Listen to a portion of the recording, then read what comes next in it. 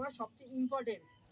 এটা একটা কি, এটা এমন একটা কি যেটা তুমি প্র্যাকটিস করতে হবে। এটা আমি এই যে গিরাটা থাকে, গিরা বা গোল আড্ডিটা, এটা তোমার টার্গেট।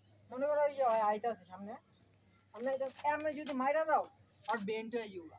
বেন্ট হলে কি ওই যে নিচে হইব, এই দাও ওই যে নিচে হইব, এটার লেগা নিচে হইলে তুমি একটা কাপ।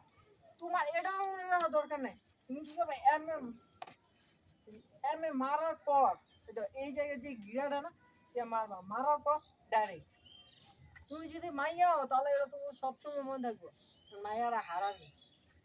আমি মাইরা ডাইরেক্ট এক লগে দুইটা শট।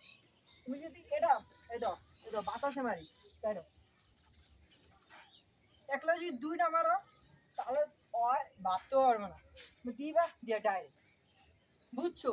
তুমি কাট মারবা, ইলিনার মারবা, এমনি জায়গা সময় লাগবে বেশি, আয় ডাইরেক্ট দিয়া দাও মিয়া, তোমার 2 মারি খতম।